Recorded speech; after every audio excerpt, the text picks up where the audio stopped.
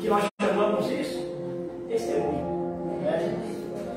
É isso que nós devemos ter, testemunho. Glória a Deus, aleluia. Você conheceu Paulo? Não. Mas você sabe quem é Paulo pelo testemunho. Glória a Deus, aleluia. Você conheceu Pedro? Não, também, né? Mas você sabe quem é Pedro pelo testemunho desse cara. Né? É um cara que muitas das vezes foi bruto que nem eu, teimoso que nem você, mas fez a diferença no mundo espiritual. Evangelho é isso. Deus não está esperando de nós pessoas perfeitas, mas sim pessoas obedientes. Glória a Deus. E Deus, Ele já nos escolheu sabendo de tudo isso. Que hoje, no dia de Santa Ceia, dia de Páscoa, feliz Páscoa para vocês. Que no dia de hoje,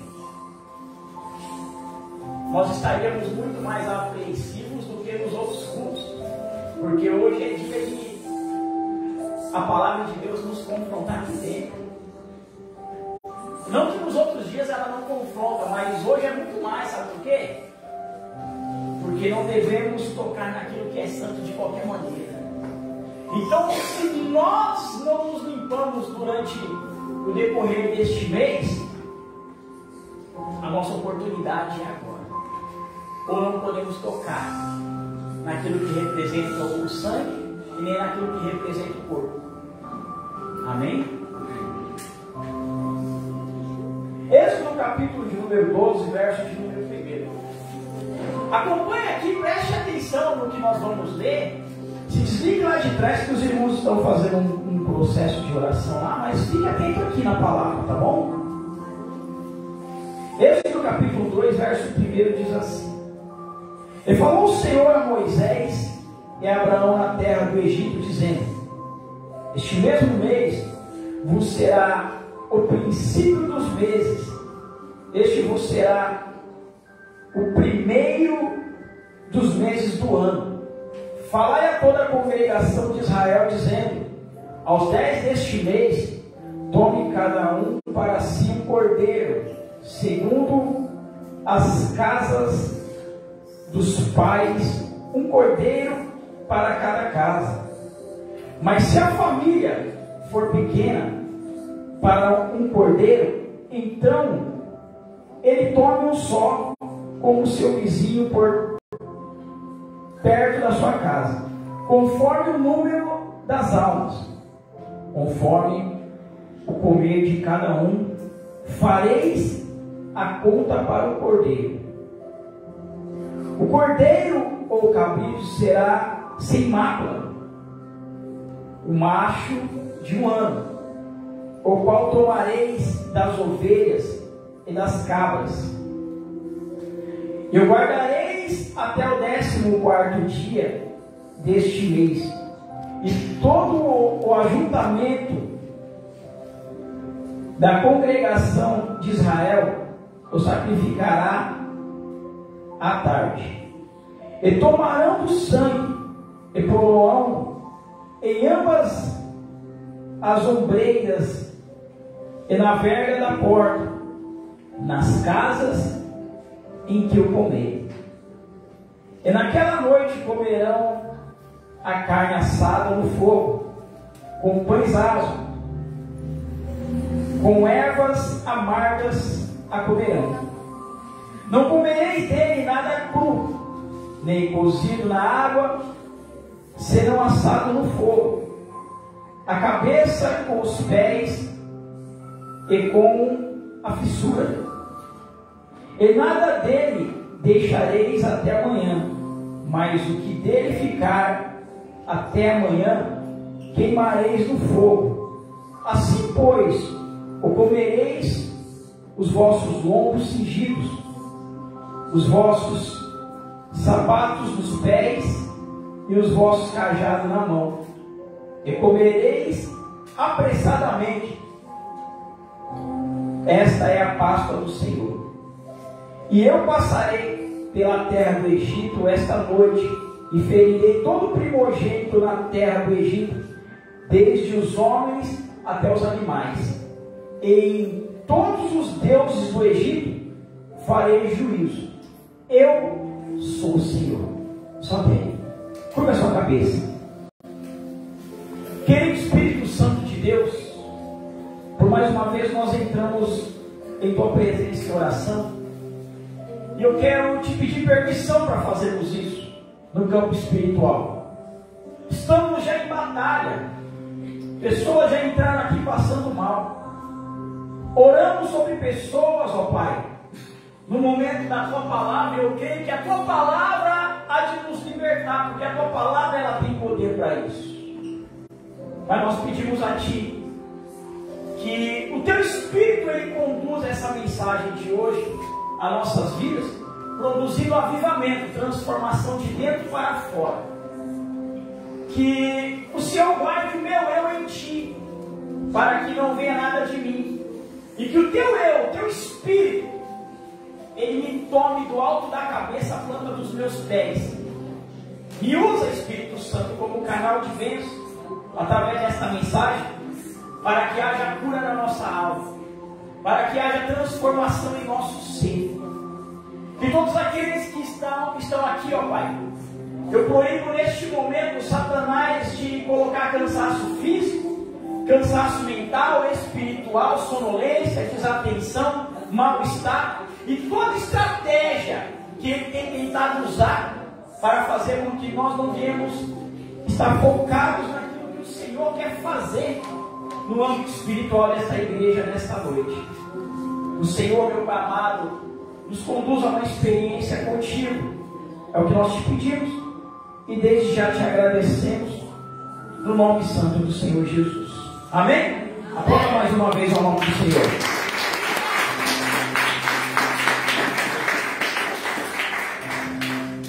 ...430 anos no Egito. E Faraó agora, antes de tudo isso acontecer, decide fazer uma promessa a José, dizendo que o tempo que seu pai e sua família permanecer no Egito será momento de bênção, porque o Egito agora tem uma gratidão pela família de José, porque José fez a diferença naquele lugar. E uma palavra foi liberada, mas não foi cumprida. Sabe por quê? Porque não se deve confiar nos homens. Porque não devemos confiar nas promessas feitas pelos homens. Mas fiel é Deus em suas promessas. Fiel é Deus em suas promessas. E Deus, antes mesmo do homem liberar uma promessa sobre a vida de José, Deus já estava lá na frente, fazendo uma promessa, firmando uma aliança com Abraão, dizendo que iria fazer algo muito grande sobre a descendência dele, que ele não precisaria de se preocupar com os preparativos do inimigo, com tudo que o inimigo ia preparar lá na frente. Mas Deus tinha uma promessa, Deus tinha uma aliança, e Deus não tinha pressa. Muitas das vezes nós temos pressa diante daquilo que Deus tem como chamado sobre nossas vidas. E às vezes nós tomamos decisões precipitadas diante de uma promessa feita por Ele. Eu quero te dizer uma coisa, que você se precipite quando a promessa for feita por mim. Mas quando a promessa for feita por Deus, descanse no Senhor. Deus. Descanse no Senhor. Porque eu posso até esquecer, eu posso até não cumprir. Mas Deus, Ele jamais deixa de cumprir com a sua palavra sobre nossas vidas.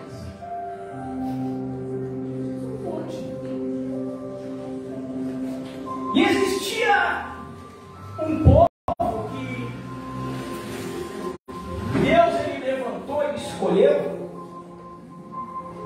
que não conhecia a força que tinha, e nem a autoridade que lhe foi dada.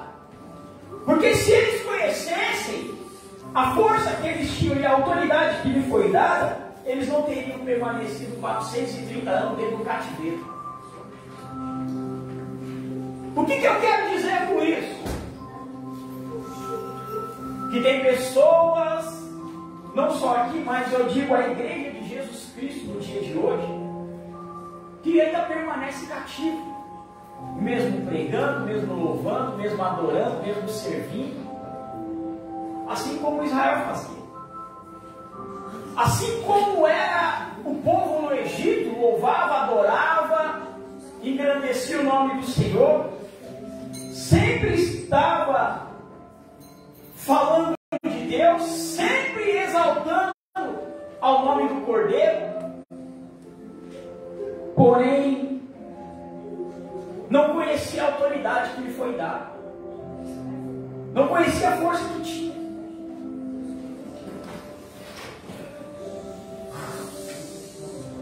Diante do trabalho,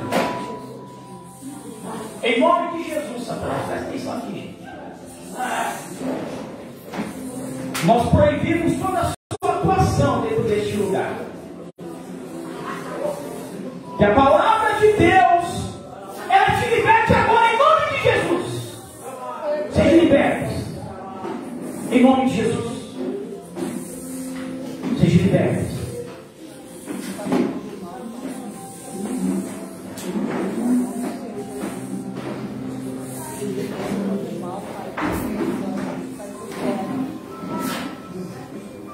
Irmãos, pode ficar, pode sentar, pode se assentar.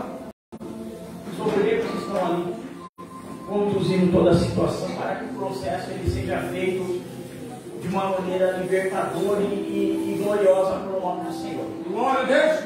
Amém? O que na verdade o diabo quer é nos deixar despertos diante da palavra. O diabo quer na verdade é que tanto eu como você não focamos naquilo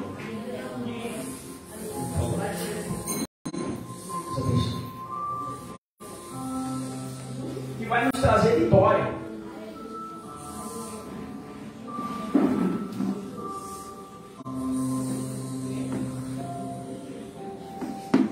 E aquele povo no Egito tinha de tudo para viver do melhor.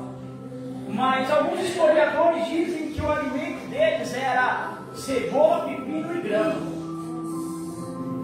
Alguns historiadores dizem que eles não tinham do melhor, como muitos diziam que serviam na mesa de Faraó, era servido na mesa dos escravos. Mas os historiadores relatam que o povo que estava debaixo da autoridade de uma promessa constituída por Deus, estava agora de um momento de escassez, um momento de escravidão. Um momento onde eles não conseguiam viver a promessa de Deus, e isso durou anos e anos. Tempos e tempos. Pessoas que nasceram dentro do cativeiro e morreram dentro do cativeiro. Pessoas que não tiveram o privilégio, a chance que nós tivemos de outra hora estar no cativeiro e outra hora se ver livre daquele cativeiro. Mas o problema de tudo isso está na falta de conhecimento, na falta de confiança em Deus, na falta de autoridade, na falta de discernimento das coisas dos Espíritos, segundo a palavra. Não é do Espírito, é o discernimento dos Espíritos. O que quer dizer com isso? Que eu, como você, nós devemos ter o discernimento do que está acontecendo no âmbito espiritual ao nosso redor, e sabermos discernir se é algo que vem do meu espírito para você, é algo que vem do espírito do irmão para você, é algo que vem do espírito diabólico para você, ou é algo que vem do Espírito Santo.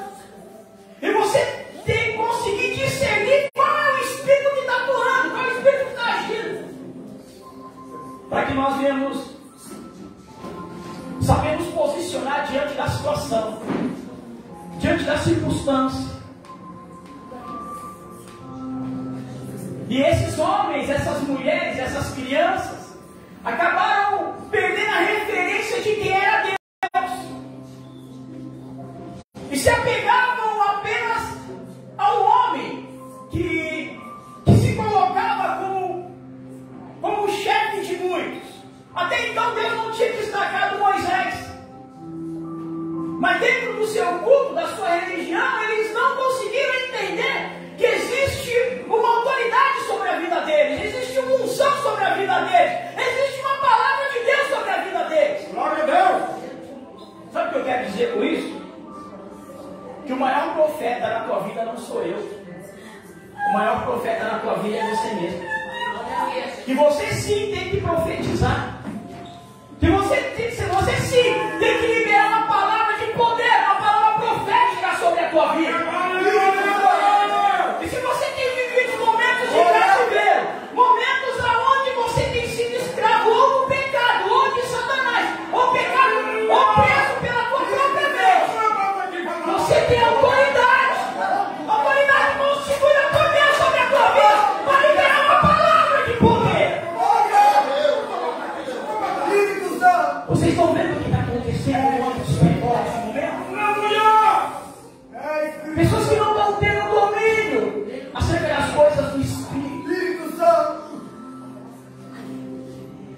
Porque toda a vida foi escravo de Espírito, escravos do pecado, escravos de si mesmo, escravos do sistema. E até quando nós vamos viver dentro da igreja, mas sendo escravos? Espírito Santo. Até quando nós vamos se sujeitar a isso? Porque toda a autoridade é te dada, você é selado pelo sangue do Cordeiro. Existe um poder sobre a tua boca, existe um poder sobre a tua vida. A unção de Deus é sobre ti. A autoridade de Deus é sobre ti. O poder sobrenatural ele move ao teu favor. Sabe por quê? Porque Deus é contigo. Ainda que você não seja com Ele, Deus é contigo. Ainda que você não aceite Ele de todo o teu coração, ei, existe uma palavra liberada sobre a tua vida. Deus é contigo.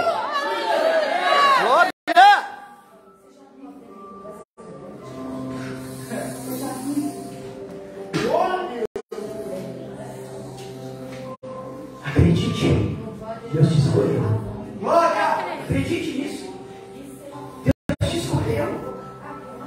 Você não tem que temer os ataques do inimigo. Pelo contrário, você tem que ficar feliz que você tem incomodado o inferno e tem sido contra-atacado. Mas Paulo diz que por você fazer parte desse exército é necessário o revestimento. Ou seja, quem faz o revestimento da armadura de Deus é porque já entrou em guerra uma vez.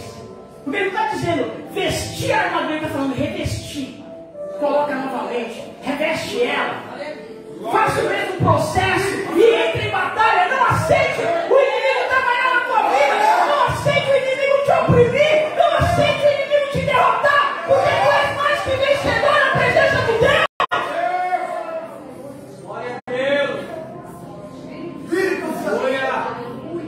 Mas parece que às vezes a gente esquece disso.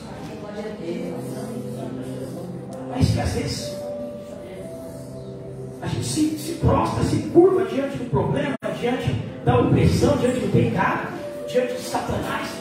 E nós nos rendemos a Ele, aceitando todas as suas propostas e lutas. E a todo momento o Espírito Santo ele nos chama com carinho e diz: vinde bendito do meu Pai. Santificai-vos. Glória. Entender a proposta, entender a promessa, entender o chamado dele. E às vezes a gente não consegue se despertar. Glória a Deus. O que está acontecendo na nossa vida. Para o momento que nós temos que nos preparar para nos sentar na mesa com o Pai. Jesus Cristo está voltando.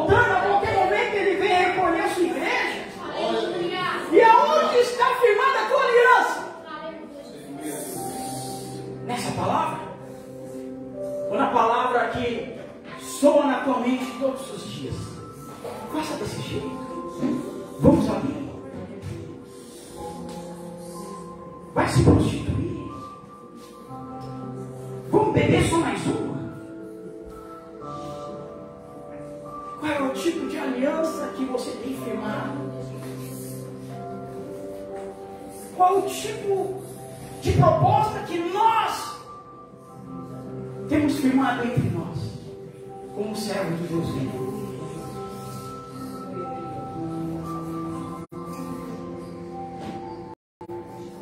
O livro de Êxodo, onde nós lemos, diz assim: e falou o Senhor a Moisés e a Arão na terra do Egito, dizendo: este mesmo mês vos será o princípio do mês, este vos será o primeiro do mês do ano.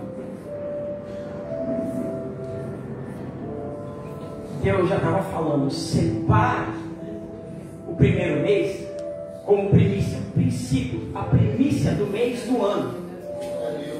Porque quando você entende o que é separar a primícia de qualquer coisa para Deus, não é só dízimos e ofertas, não é só trazer dinheiro para a igreja, é princípio. Deus, ele preserva princípio. Princípio não é negociável.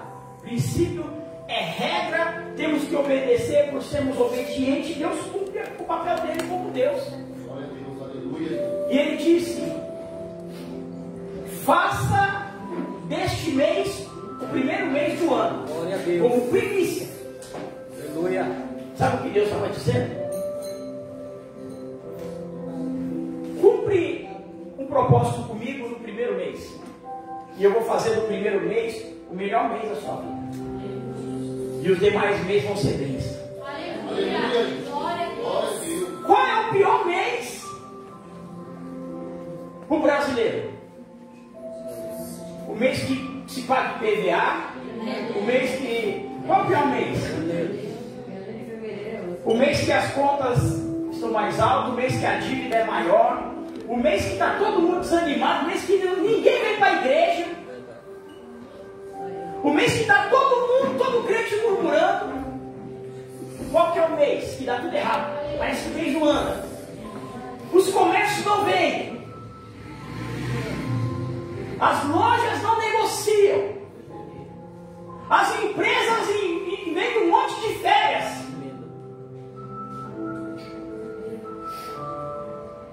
Um monte de desculpa. Aonde o mês que você mais leva calote? Qual mês? Janeiro. Primeiro mês. Só que Deus disse para Moisés: faz desse jeito, porque o mês mais difícil é o mês que eu vou honrar. O mês mais difícil eu ainda vou dar libertação. Porque foi no primeiro mês que o povo deixou de ser escravo. Foi no primeiro mês que o povo começou a ter testemunho de milagre, de vitória. Será que nós entendemos o que é as primícias para Deus? Daí Deus continua dando estratégia para o povo através de Moisés. Porque verso 3, ele diz assim: falai a toda a congregação de Israel, dizendo: ao 10 deste mês, toma cada um para si um cordeiro, segundo as casas dos pais, um cordeiro para cada casa. Mas se a família for pequena para um cordeiro, então ele tome um só, como o seu vizinho, perto da sua casa, conforme o número das almas, conforme o comer de cada um, fareis a conta para o cordeiro.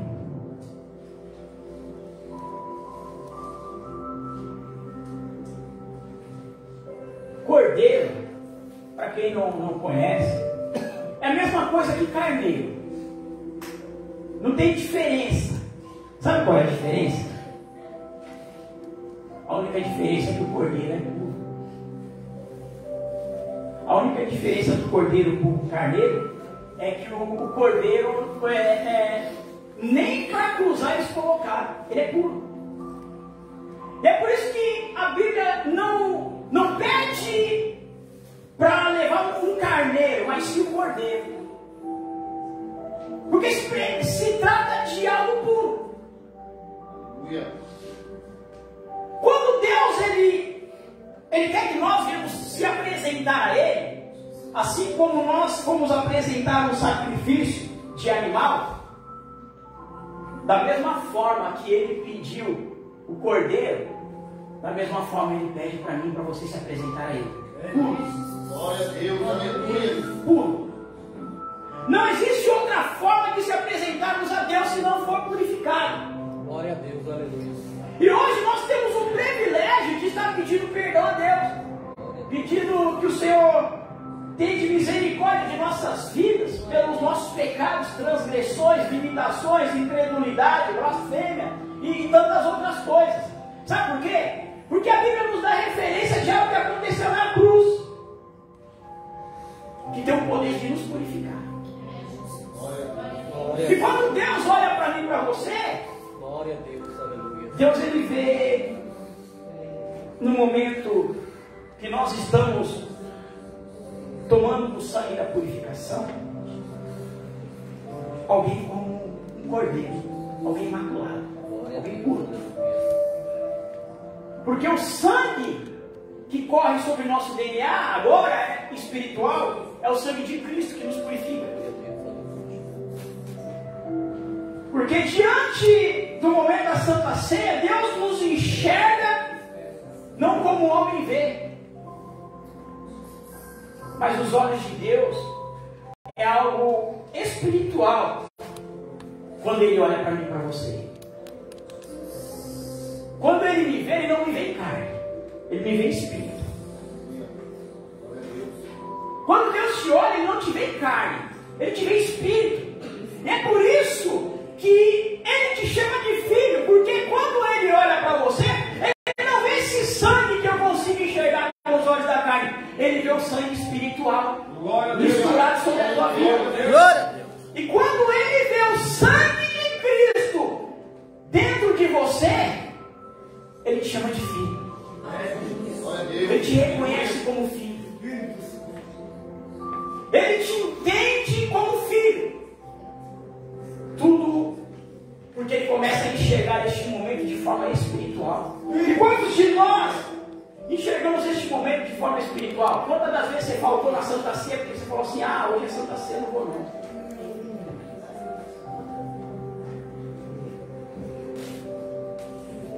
O primeiro que não sei aqui não põe a mão na cabeça de ninguém, porque ele não tem nada para te oferecer.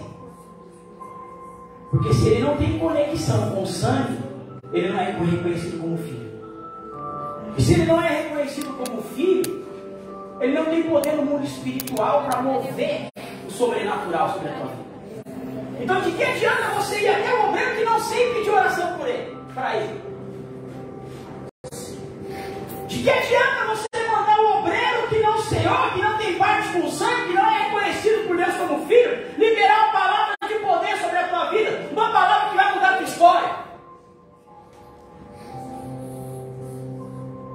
Da mesma forma, você que é membro, você que visita, teve a oportunidade de cear e preferiu não cear. Você viu, cadê a missionária? Ah, tá lá no canto. Ela falou assim: eu já ceei hoje, mas vim para cear de novo.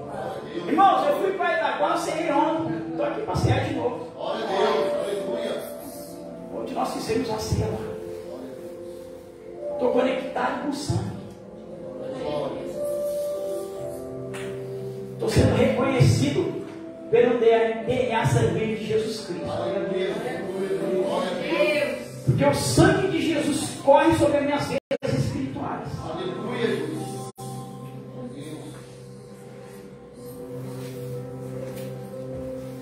Que autoridade tenho eu no mundo espiritual se o sangue de Jesus não estiver em mim? Se eu falto no dia de Santa Ceia porque eu não creio, eu não dou importância, ou para mim tanto fez ou tanto faz.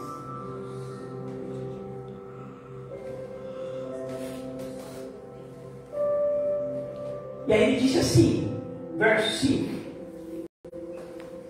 o cordeiro ou o cabrito será sem mácula, o macho de um ano.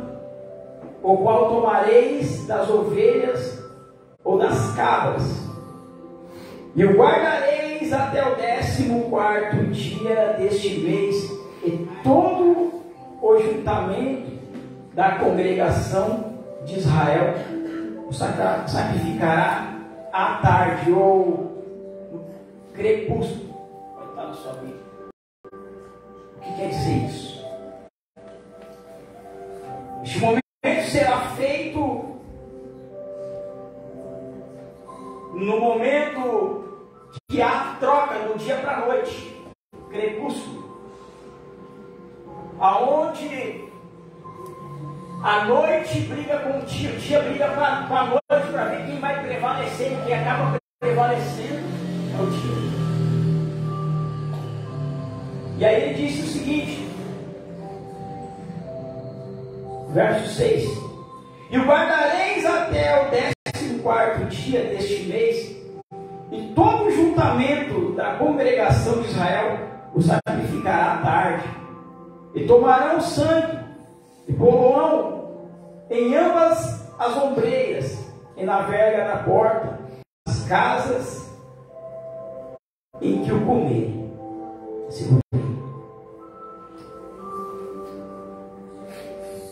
Deus, ele já sabia onde cada judeu morava. Ele já sabia em sua onipotência aonde cada egípcio morava, aonde existia cada primogênito. E ele disse: eu irei como anjo da morte.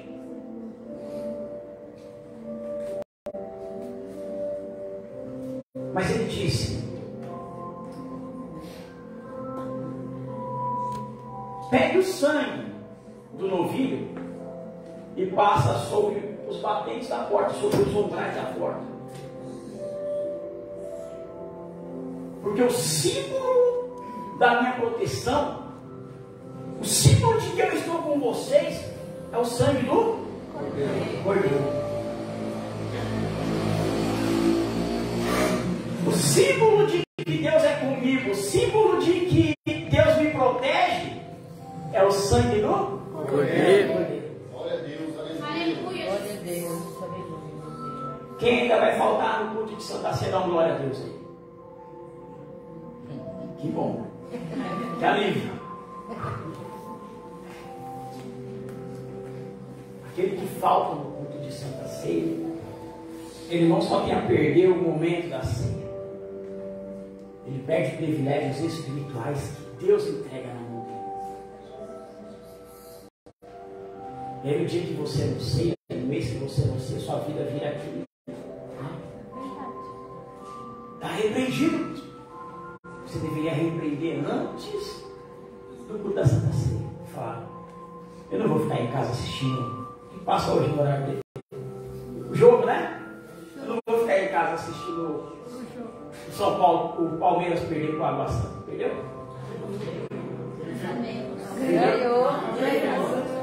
Ganhou que eu caí aqui no caminho, você vai ligado no jogo do caminho. Caí aqui assim. Eu vou deixar de ir para a Santa Ceia, porque hoje é a final do Palmeiras com a Água Santa. E você troca algo material, porque você não entende as coisas do Espírito. Porque você não entende o quanto é importante para a tua vida este momento espiritual que Deus preparou para você. Ah, mas eu estava doente. A Bíblia diz que o sangue, ele não só te dá direito à vida eterna, mas o sangue, ele é purificador. Te purifica do pecado, da enfermidade, te purifica de tudo que é de ruim.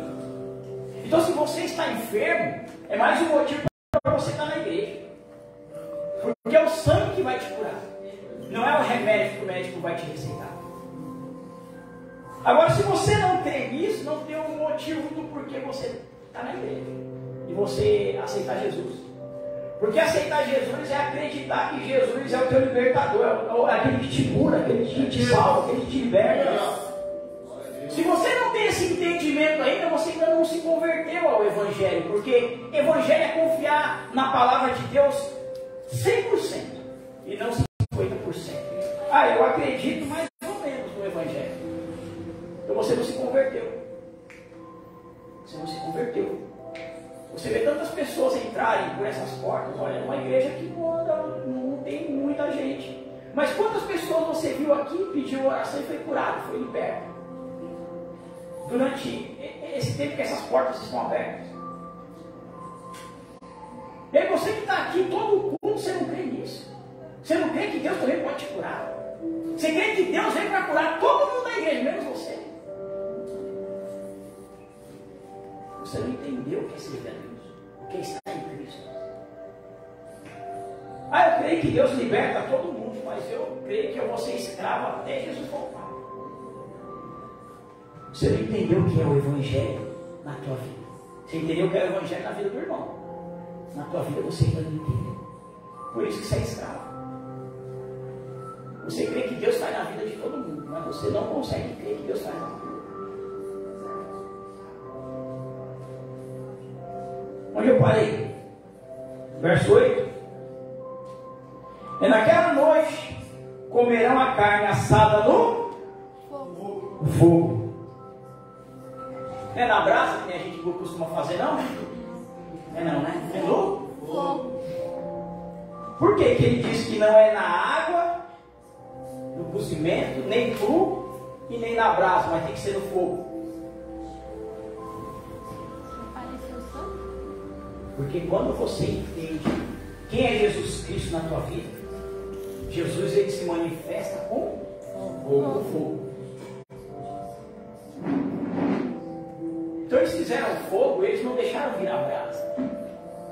Porque a ordem era: não deixe virar brasa, não coma cru, não coma cozido e não coma na brasa. Porque o cordeiro que vai se manifestar quando vocês comerem, se manifesta no fogo. E Deus queria ensinar algo espiritual para você. Sabe por quê? Porque aquilo que, segundo a ciência, aquilo que a condensação é gelada, a tendência é a temperatura cair. E aquilo que é quente? Glória. Quando você entende o que é Deus na tua vida, o que é Jesus na tua vida, e você deixa ele se manifestar com fogo, não tem como cair diante da temperatura, mas quando você começa a orar no meio do fogo, começa a subir.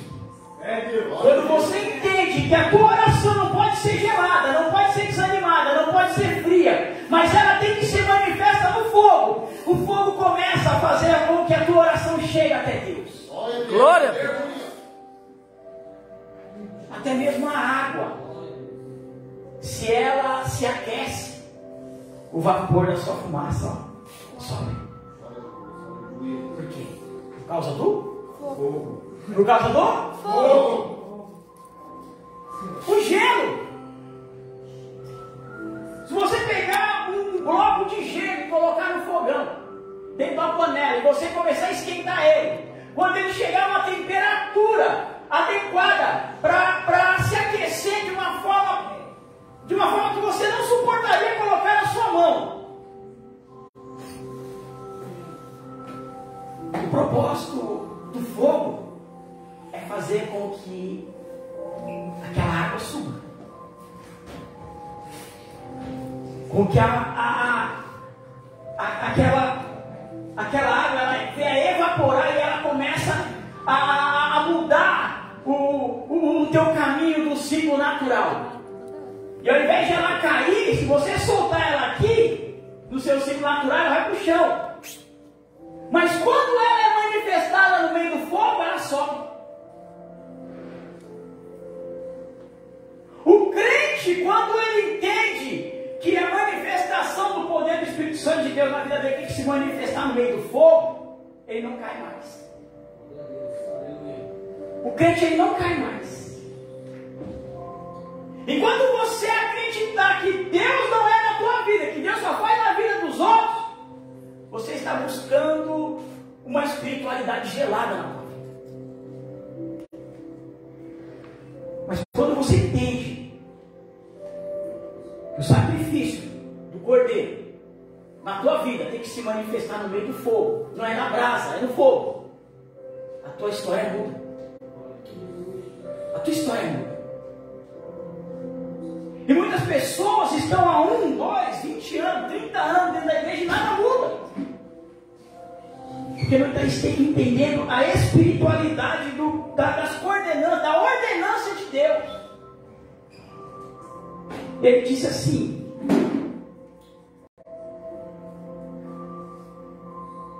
qual o versículo que eu li? 8?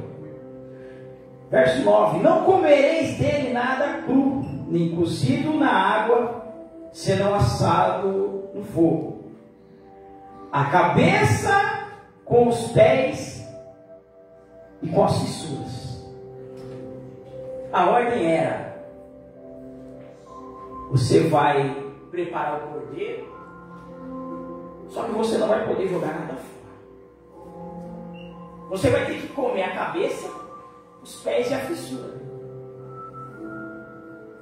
Sabe o que Deus queria ensinar para esse povo? Que Jesus é o Evangelho, Jesus é a palavra. E viver Jesus e viver o Evangelho não é você comer apenas o que te agrada. É você engolir tudo que há como necessidade, não jogar nada fora daquilo que representa o cordeiro. Aí eu não como fissura, vai ter que comer. Eu não como a cabeça, eu não gosto do pé, não gosto da gordurinha, você vai ter que comer. Servir o Evangelho, viver o Evangelho, é aceitar o Evangelho por completo. É aceitar os confrontos, a repreensão, a correção, a palavra de bênção, de vitória, a palavra de cura, a palavra de morte, a palavra de vida. Aceitar o Evangelho é aprender a comer o cordeiro por completo. E quantos de nós tomamos um posicionamento diante do Evangelho porque nós queremos selecionar o que nós queremos comer? Você também é assim? Ou só sou eu? Sou assim. Você também seleciona o que você quer comer ou só acontece comigo? Hã? Não tem ninguém aqui não. Todo mundo dormiu? O que aconteceu?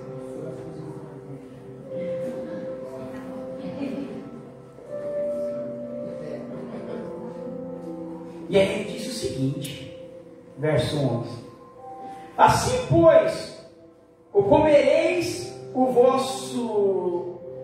assim, pois, os comereis, e os vossos lombos cingidos, e os vossos sapatos nos pés, e o vosso cajado na mão, e comereis apressadamente. Esta é a Páscoa do Senhor. Glória a Deus. A bispa, quando estava ministrando aqui, ela ministrou um louvor, ela falou assim: irmãos, Jesus está voltando, quer nos recolher, estamos aqui de passagem. O pastor teve uma breve saudação aqui. Quando ele finalizou a saudação, o pastor disse assim: irmãos, estamos aqui de passagem. A palavra Páscoa é passagem, a travessia, sair, passar da escravidão, um processo de retidão com Deus.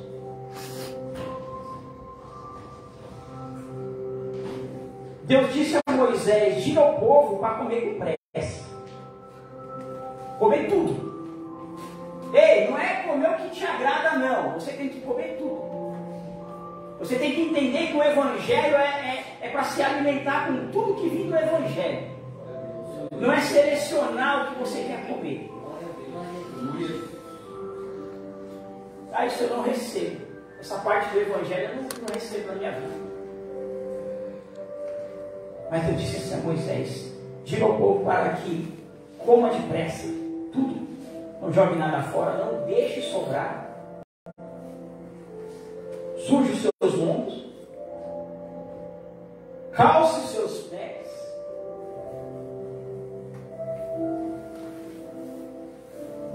calça os seus pés.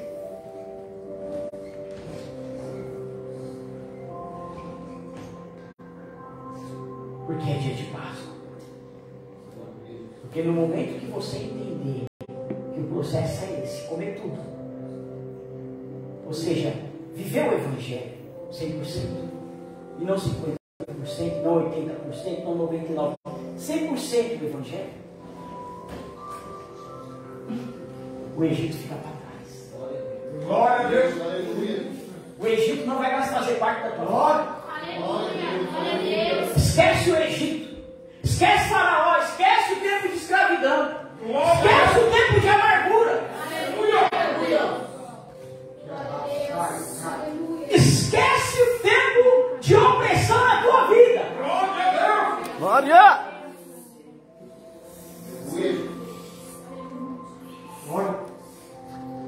E às vezes nós não entendemos quem é Jesus na história. E achamos que Jesus é só o fazedor de milagre da história. Mas Êxodo capítulo 12 está falando de quem? Está falando de Jesus. Aquele que veio como retidão na tua vida. Aquele que veio para mudar a tua história. Glória a Deus. Não é aquele que só te veio te libertar do cativeiro. Mas é aquele que tem muito mais a te proporcionar. Glória a Deus. Aleluia. Alguém que com muita dificuldade venceu.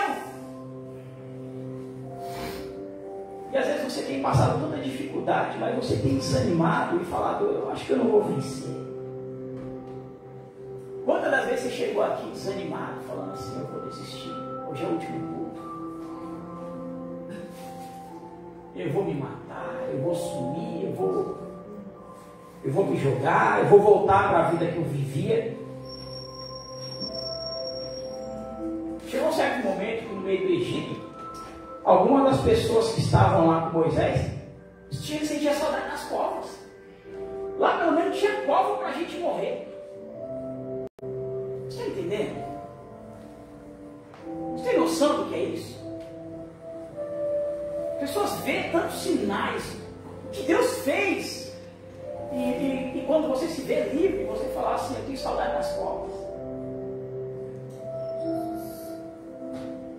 Será que nós somos realmente merecedores de todo esse plano de salvação? Ou será que nós somos ingratos? No momento da perseguição, no momento da tristeza, da agonia, no momento que algo dá errado na nossa vida, como se Deus tivesse que ser o mágico da nossa história, e não o Deus da nossa história. E a gente esquece do processo que Ele viveu para chegar a nos entregar aquela vitória. Porque o processo não foi quando penduraram Ele no madeiro. O processo começou quando Ele começou a anunciar o Evangelho, que as pessoas já começavam a confrontar Ele. Ele era pessoa de poucos amigos, embora uma multidão acompanhava. Mas existia uma multidão muito maior que queria oprimir, que queria preparar uma cilada para Ele. E chega um certo momento que o Espírito Santo fala para ele assim, está chegando a hora.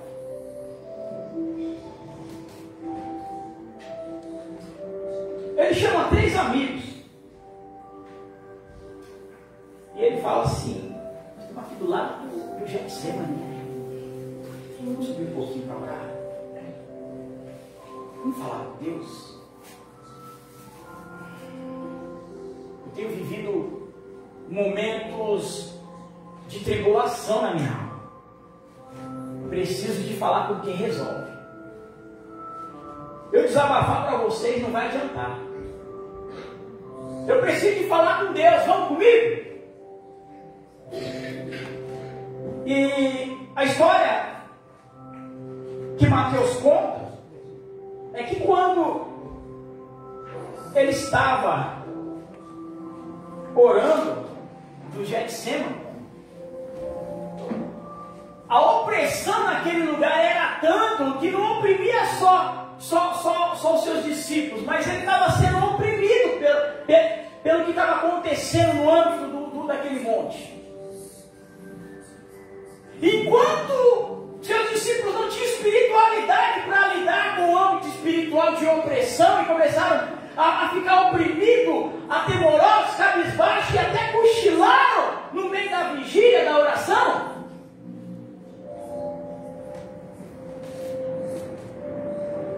A Bíblia diz que a alma de Jesus era afligida. Ali já começou o momento da aflição. E o seu eu queria desistir, mas o teu compromisso fez com que ele permanecesse fiel até o fim. E ele, na sua oratória com Deus, ele dizia: Senhor, que todavia não seja feita a minha vontade, porque a minha vontade é pular fora. A minha vontade não é viver esse processo.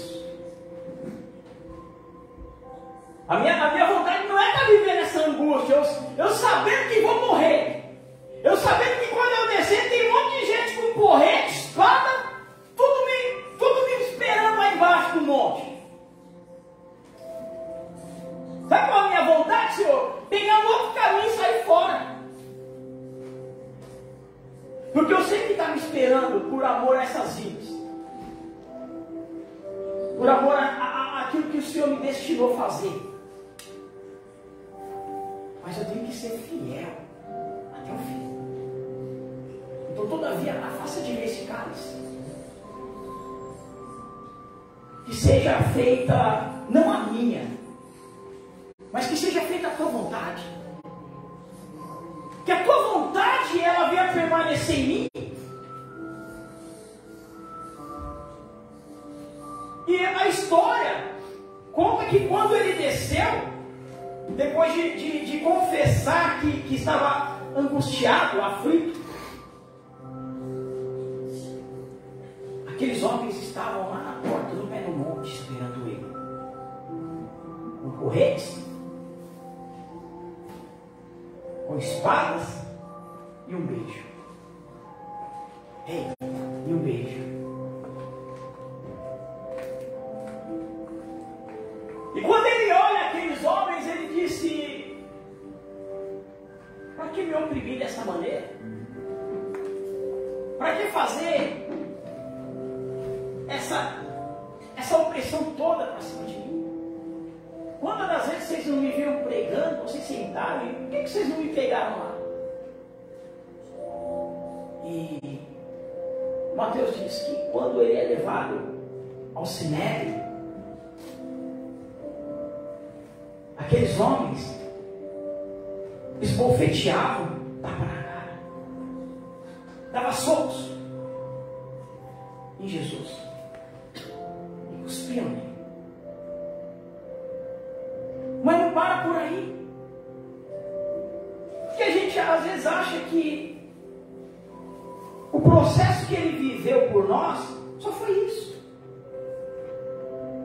O processo que ele fez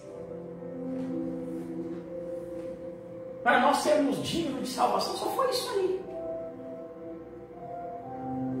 Mas a bispa falou assim para mim: eu queria no meio da mensagem ter uma oportunidade de falar algo para a igreja do processo que aconteceu lá com os bispos. Fica de pé aqui, por favor. Glória a Deus, aleluia. Só que o processo, a gente, na nossa mente, a gente imagina que começou ali, dali, já colocaram ele na cruz e finalizou o processo. Acabou. Mas eu quero que nós, como igreja, viemos entender que foi muito mais do que isso. Foi um sofrimento muito maior que ele sofreu por mim e por você. Um sofrimento muito mais complexo do que uma opressão no monte, do que chutes e pontapés. E tudo isso porque ele quis me poupar de tudo isso, porque ele quis te poupar de tudo isso, porque ele sabe que o mundo é sanguinário. Da mesma maneira que fizeram com ele, se não fosse a misericórdia dele sobre a minha vida e sobre a tua vida, eles fariam isso conosco, porque nós se merecemos, porque nós somos pervertidos, porque nós fizemos por merecer aquela morte, aquele sofrimento.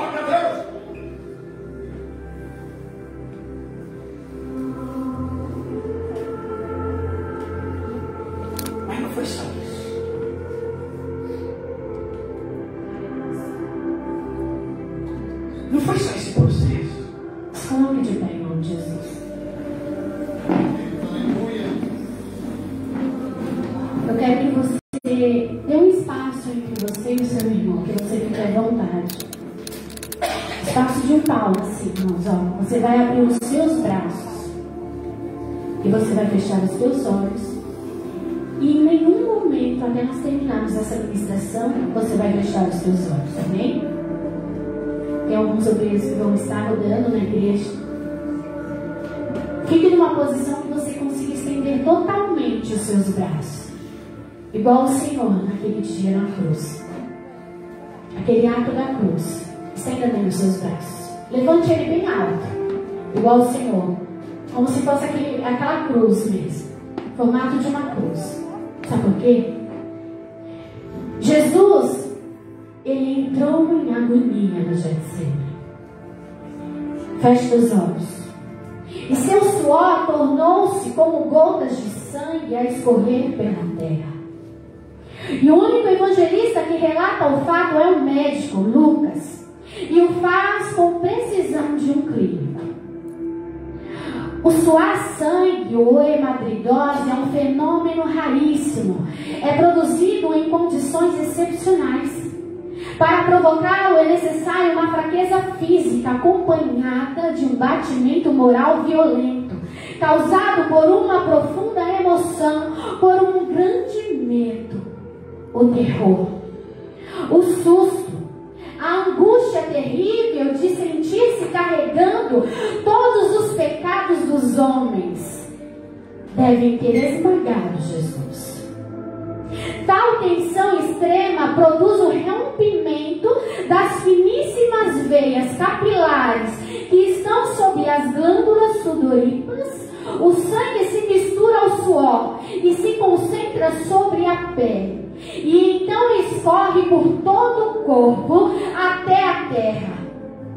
Conhecemos a face do processo preparado pelo Sinédrio hebraico, o envio de Jesus a Pilatos e o desempate entre o procurador romano e Herodes.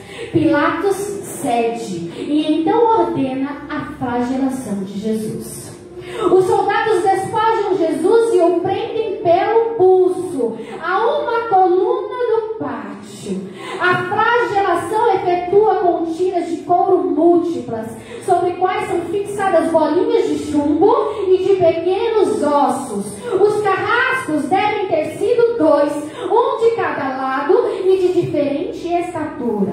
Golpeiam com chibatadas a pele e já alterada por milhões de microscópicas hemorragias do suor de sangue. A pele se dilacera e se rompe. O sangue espirra. Você tem entendido que o Senhor passou por mim, por você? A cada golpe, Jesus reage em um sobressalto de dor. As forças se esvaem. Um suor frio lhe impregna a fonte, a cabeça gira e uma vertigem de náusea. Calafrios lhe correm ao longo das costas. Se não estivesse preso no alto pelos pulsos, cairia em uma poça de sangue. Depois o escárnio da coroação, com longos espinhos mais duros que os de acácia. Os algozes entrelaçam uma espécie de capacete e o aplicam sobre a cabeça. Os espinhos penetram no couro cabeludo, fazendo-o sangrar. Os cirurgiões sabem o quanto sangra o couro cabeludo. Pilatos, depois de ter mostrado aquele homem deslacerado à multidão feroz, o entrega para ser crucificado.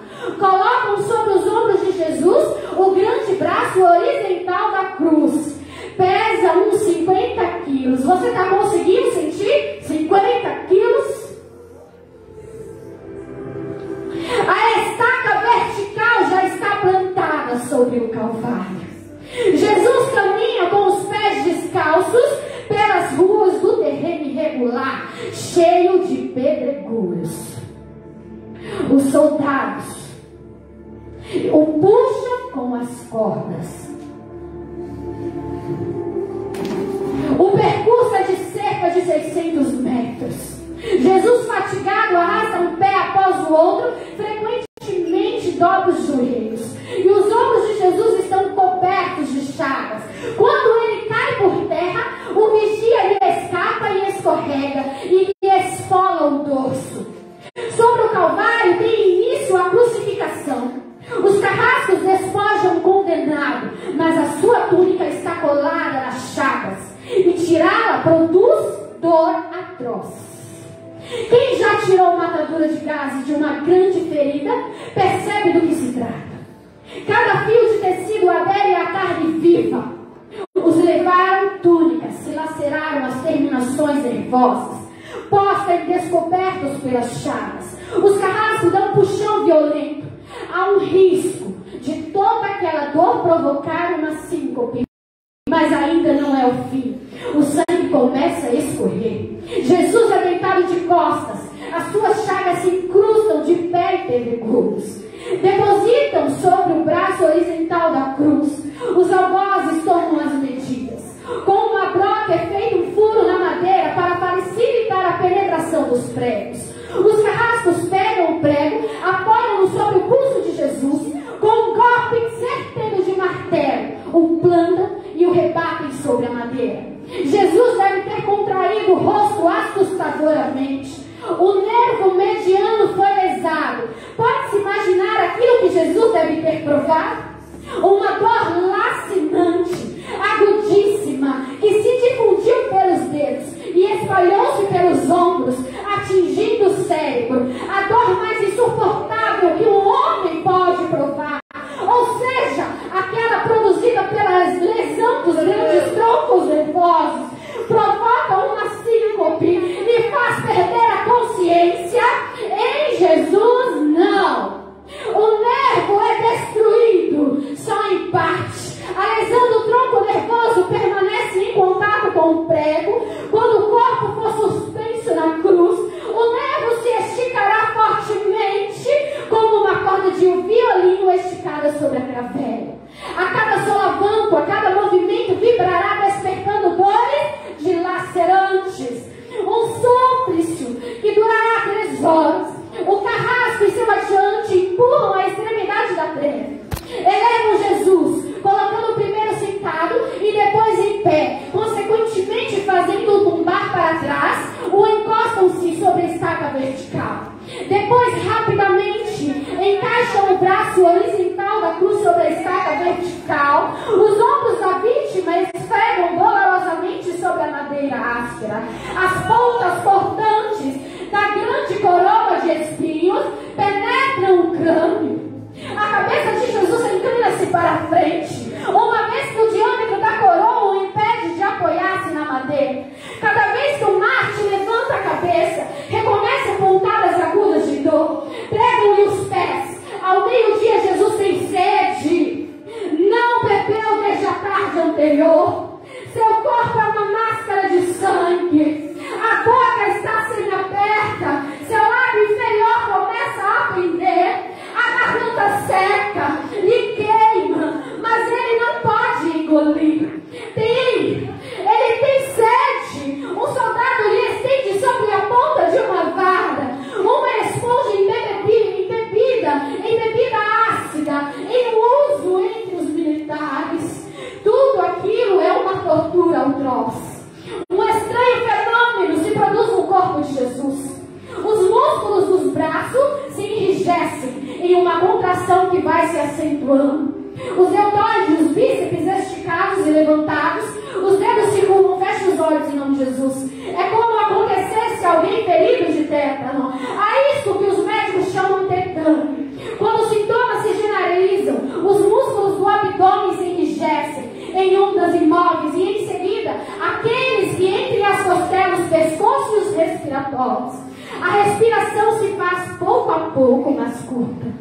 O ar entra com símbolo, mas não consegue mais sair. Jesus respira com ápice no pulmão. Tem sede de ar, como um asmático em plena crise. Seu rosto pálido, pouco a pouco, se torna vermelho. Depois se transforma numa violeta purpúrea. E enfim, cianítico. Jesus é envolvido pela asfixia. Os pulmões cheios de ar não podem mais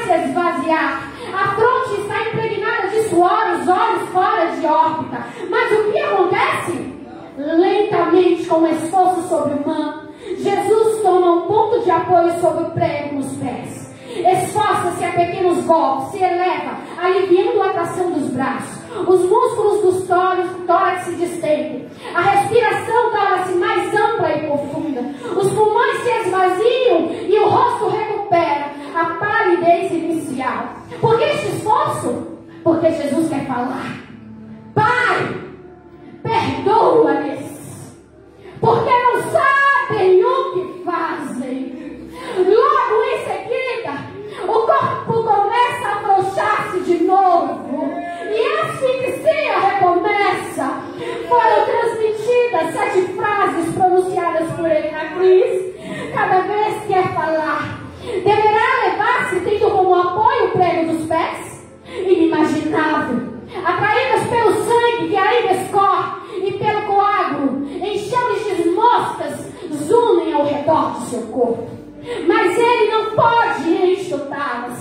Pouco depois o céu escurece, o sol se esconde. De repente a temperatura diminui. Logo serão 3 horas da tarde. Depois de uma tortura que dura 3 horas. Todas as suas dores, a sede, as câimbras, a asfixia, o latejar dos nervos medianos lhe arrancam um lamento. Meu Deus! Meu Deus! Por que me abandonaste? Jesus grita. Tudo está consumado. Em seguida, no prado diz: Pai, nas tuas mãos entrego meu espírito e morre em meu lugar e em seu lugar. Glória a Deus, aleluia, Jesus. Você pode baixar os seus braços em nome de Deus. Aleluia, Jesus.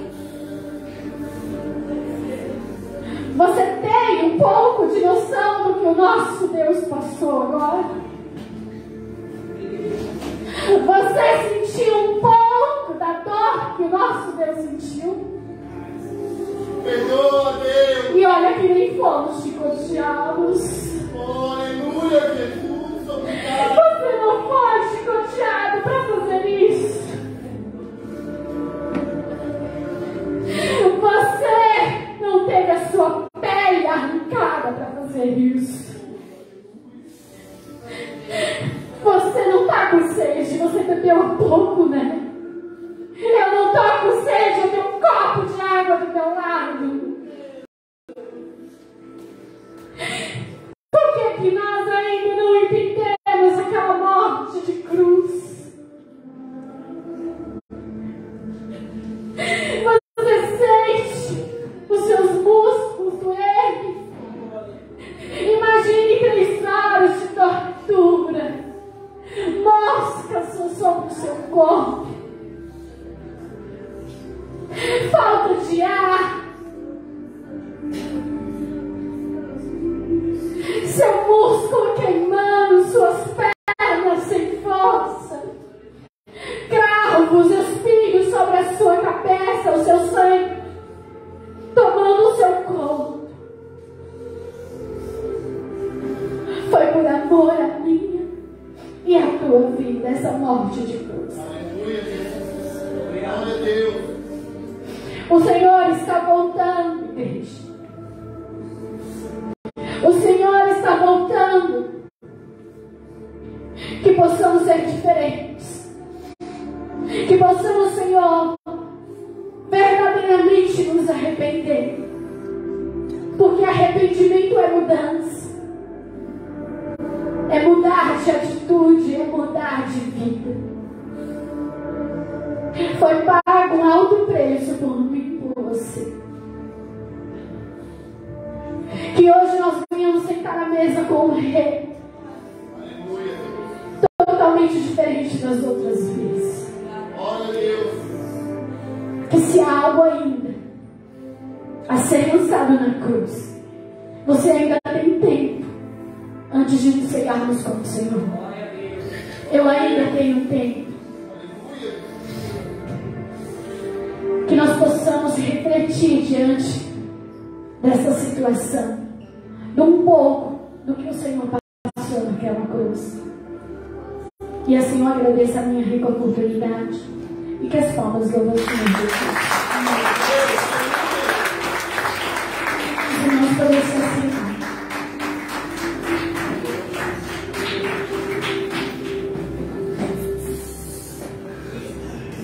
Glória a Deus, aleluia. Foi uma ministração de 5 minutos. Para mim parecia uma eternidade. Eu não consegui suportar 5 minutos com as mãos na mesma posição que Jesus estava. Eu falo de mim, eu não suportaria o que ele passou. Diante dessa experiência de 5 minutos com as minhas mãos levantadas, em 5 minutos eu não fiz o que ele fez em 3 horas. Suas mãos levantadas. E fora o que foi falado aqui, todo o processo até chegar até a cruz. E às vezes nós não valorizamos o processo da cruz por não ter realmente passado pela dor que ele passou.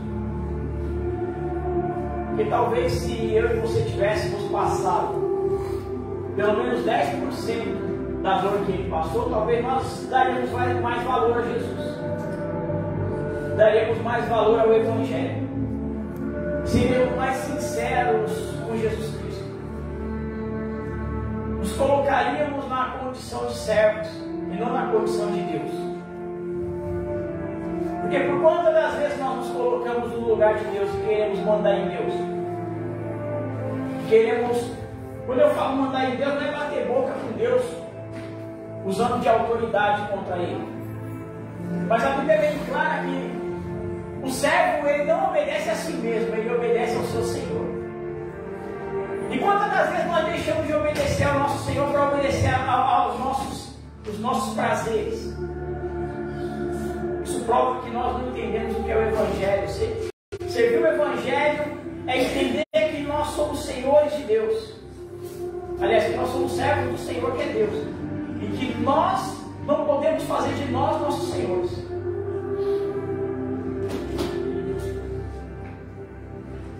Mas no dia a dia não funciona desse jeito. No dia a dia, todavia, quando nós vemos algo que nos agrada, nós esquecemos que nós estamos aqui na terra para fazer a nossa vontade. Mas todas as vezes que a nossa carne quiser fazer algo que desagrada a Deus, nós devemos usar a oração de Jesus como modelo para nossas vidas. Senhor, afasta de mim esse cálice. Sabe por quê? Porque todavia eu estou aqui para fazer a tua e não a minha. Aleluia. Que prevaleça, que permaneça em mim a tua vontade.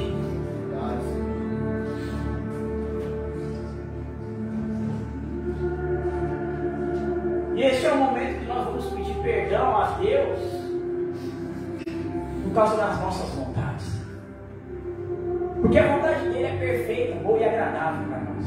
Então não peça perdão a Deus quando você cumpriu a vontade dele. Peça perdão a Deus a todas as vezes que você cumpriu a tua vontade. Todas as vezes que a tua vontade prevaleceu. Porque a nossa vontade é desobediência para Deus. Mas quando nós cumprimos a vontade dele, entramos na obediência de Cristo.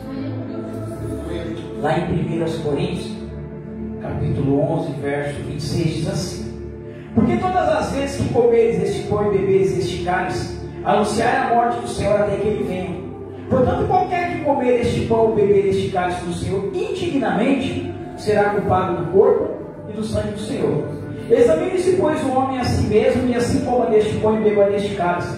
Porque o que come e bebe indignamente, come e bebe para a sua própria condenação. não discernindo o corpo do Senhor. E por causa disso há entre vós muitos fracos e doentes, e muitos que dormem. Porque se nós não julgássemos a nós mesmos, não seríamos julgados.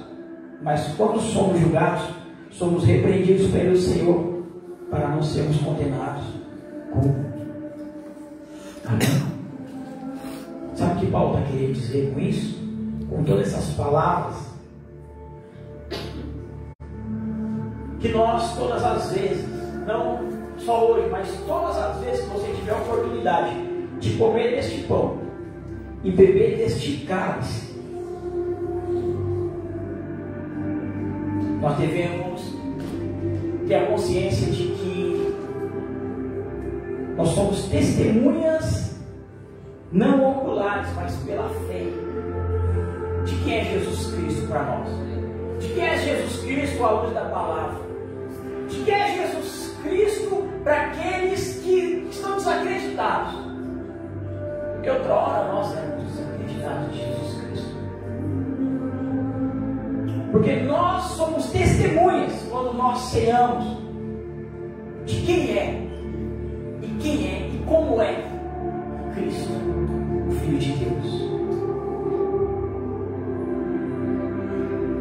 E ele diz: porque o que come e bebe o cálice do Senhor indignamente será culpado do sangue do Senhor e do seu corpo. Quando nós fazemos este ato espiritual de qualquer forma, sem temor, sem espiritualizar a nossa vida em santidade, nós comemos e bebemos para a nossa própria condenação. Porque nós seremos julgados diante da falta de compromisso com aquilo que representa o sangue e o corpo. E nós cairemos em juízo. Como se nós tivéssemos crucificado Cristo. Quando nós não temos esse entendimento, mas nós ceamos por cear, ceamos porque o irmão ceou, porque o que vão pensar de mim se eu não cear? No mundo espiritual, isso reflete de uma forma que pode acabar com a nossa fé, com a nossa espiritualidade. Porque Paulo disse que por essa falta de espiritualidade e discernimento no momento da ceia, nós achamos que não tem importância, que não vai nos prejudicar. Ele disse assim que é por isso que dentro da igreja de Jesus Cristo existem muitos fracos, doentes e muitos que dormem. Você tem ideia do porquê que você só tem força espiritual quando pega o microfone, mas quando você chega em casa você é um derrotado espiritualmente? Por que você só encontra força quando está um mover dentro da igreja, mas depois que você sai dessa porta para fora, você é um fracassado espiritualmente? Você não entendeu ainda quem é Jesus Cristo, você não entendeu ainda o ato simbólico da Santa Ceia. E aí todo mundo vê você movendo, fazendo isso, Deus usando, aí faz aquela fila para você orar. Mas na verdade, no fundo, você sabe que quem precisa de oração, na verdade, é você. Porque você está fraco. E você só se torna forte quando pega o microfone na mão. Quando está o mover no âmbito espiritual, te impulsionando a fazer aquilo que é o teu chamado. Mas a vida espiritual do crente não é só no altar. A minha vida espiritual, a tua vida espiritual tem que estar atuante dentro da tua casa. Tem que estar atuante no mercado, tem que estar atuante na rua, na escola, na empresa. Eu tenho que me sentir cheio da presença de Deus, cheio de autoridade de Deus, cheio de unção, de poder, em qualquer âmbito que eu estiver. Não importa se eu entrar numa batalha dentro da casa de Satanás, eu tenho que se sentir preparado por Deus.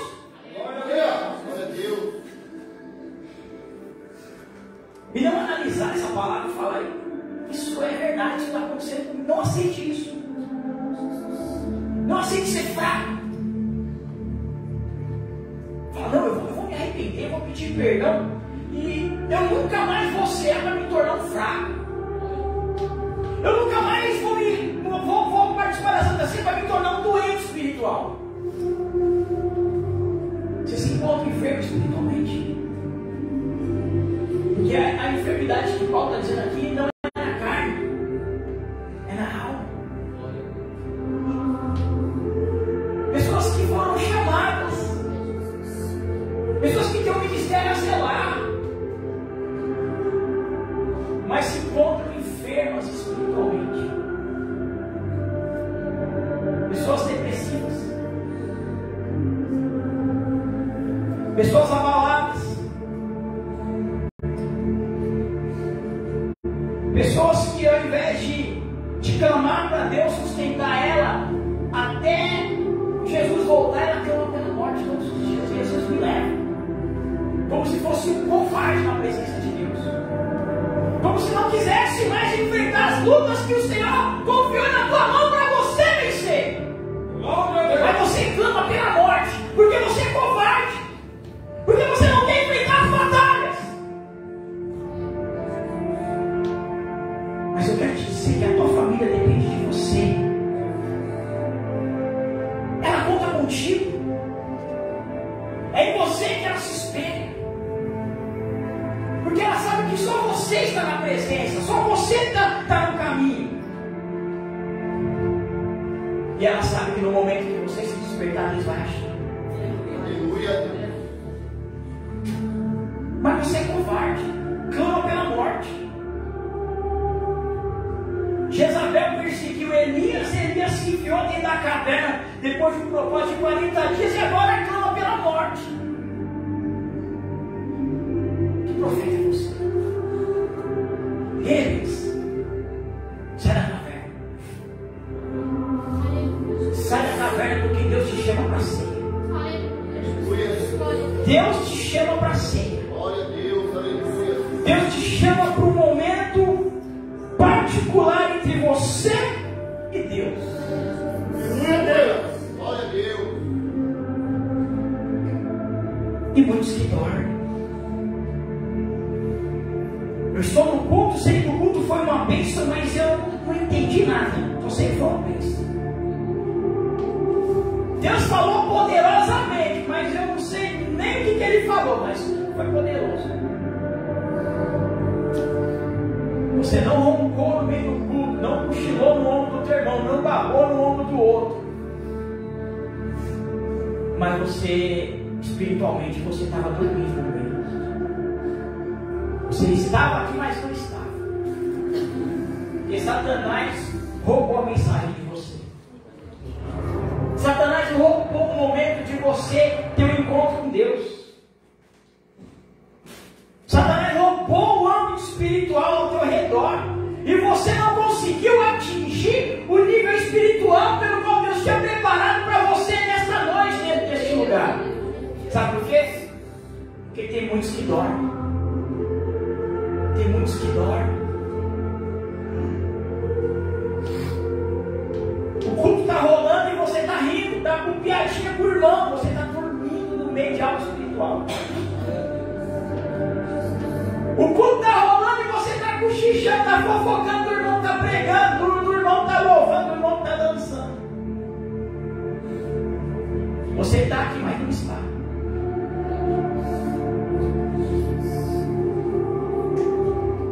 É necessário que você se liberte disso. Sabe por quê? Consequências.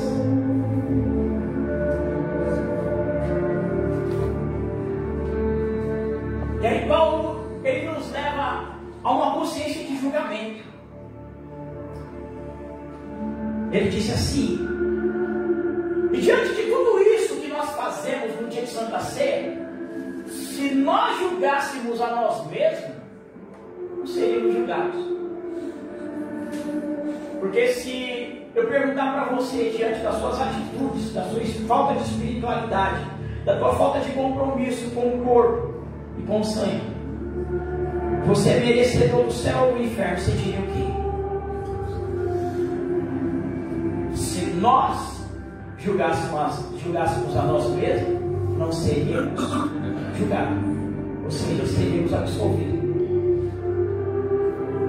E aí? Se você fosse fazer um julgamento justo hoje, e veja o teu comportamento com Cristo, você acha que você é merecedor da salvação ou da condenação eterna? Porque se nós julgássemos a nós mesmos, seríamos julgados. Mas aí é onde entra a misericórdia.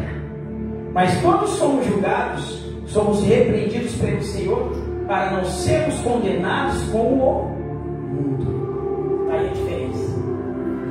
Deus há de nos julgar, porém haverá uma separação entre nós e o mundo, porque Deus sabe que o mundo peca e que nós também pecamos, mas no dia do julgamento haverá uma separação entre nós e o mundo. Aleluia. Porque o mundo não tem direito de nos julgar, mas Deus nos deu o direito de julgar o mundo. Sabe por quê? Porque o mundo peca e nós também, porém tem uma diferença. Eles têm prazer no pecado, como outrora nós tínhamos prazer em matar, prazer em roubar, em se prostituir, em fazer tudo de errado. Hoje nós continuamos pecando, porém existe arrependimento dentro de nós. Aleluia. E é por isso que Deus nos permite tocar naquilo que é santo, porque quando eles pecam e têm prazer no pecado, nós pecamos e nos arrependemos. Aleluia. Então esse é o teu momento de arrependimento. Não tenta mascarar a tua vida com Deus, porque Deus te conhece, Deus me conhece. E Deus deixa bem claro na tua palavra que assim como aquele povo pega, eu também pego e você também. Porém tem um diferencial entre nós. Somos pecadores arrependidos. Aleluia. Amém? Estenda suas mãos para cá. Querido Espírito Santo, Glória a Deus. nós apresentamos este pão que a princípio é pão. Este pão, irmãos, não tem fermento. Sabe por quê? Porque a Bíblia diz que o pão sem fermento representa o Cristo perfeito. Porque o fermento representa o pecado, mas o nosso Cristo, ele não pecou. E este pão, a princípio ele é só pão, mas com um símbolo muito importante para nós. Simboliza o corpo de Cristo. Aleluia. E nós, quando nós pegarmos este pão, nós estamos dizendo que nós temos parte com o corpo, Glória a Deus. Aleluia. que nós somos membros de um corpo, e este corpo tem dono, e que nós não amamos só o cabeça do corpo, mas aquele que ama Cristo, ele ama todo o corpo. Aleluia. Então, se você tem algo indiferente do teu irmão, peça perdão a ele, porque ele é parte do corpo. Se você tem algo a pedir perdão por cabeça, que é Cristo, peça também. E poder mais do corpo. E a princípio isso também é apenas um suco que representa o sangue do Cordeiro. Aleluia, Deus. Nós pedimos a Ti, Senhor, que o Senhor nos permita sentar na mesa Glória, glória a e Deus. sermos servidos pelo Senhor. Aleluia, Deus. E que neste momento, ó Pai, o Senhor sente na mesa conosco, assim como o Senhor fez com os 12. E da maneira que o Senhor ensinou os 12, nos ensina. E que neste momento que nós cearmos, haja uma purificação e uma preparação na nossa alma, Aleluia. para que nós não venhamos encontrar desapercebido na vida do nosso Senhor Jesus Cristo.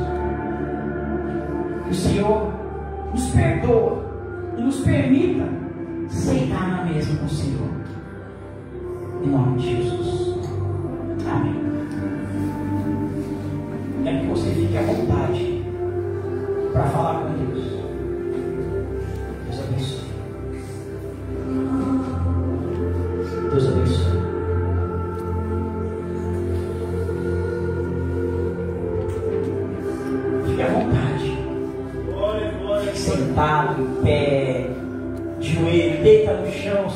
sentir vontade de adorar deitado como Davi.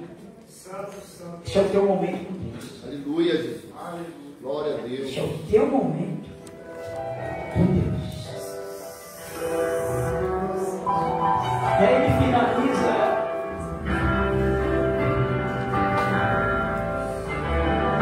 dizendo que no momento da cena nós devemos esperar que os outros. Então não como ainda, não.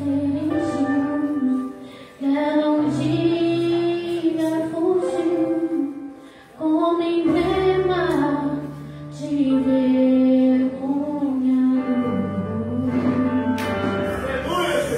mas contemplo esta cruz, porque nela Jesus deu a vida por mim.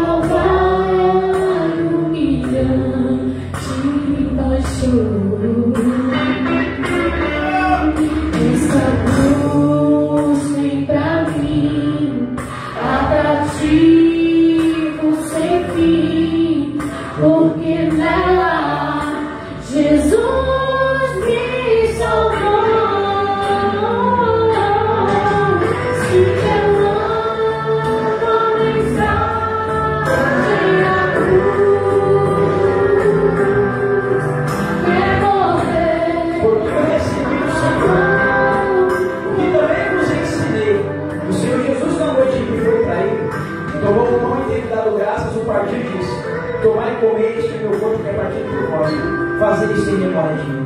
Pode comer o pão em nome de Jesus.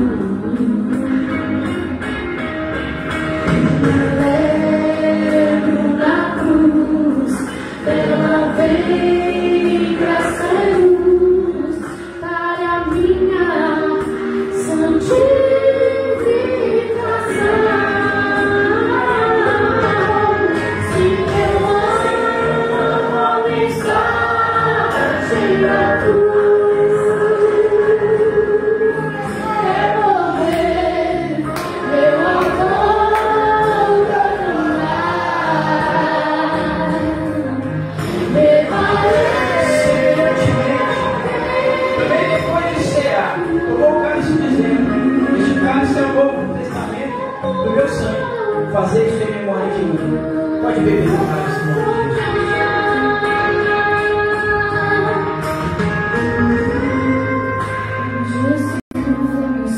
A vergonha da cruz, quero sempre levar isso. Cristo vem me buscar e com ele não há uma parte da glória de Deus. Se eu amo a mensagem da cruz, eu vou amar.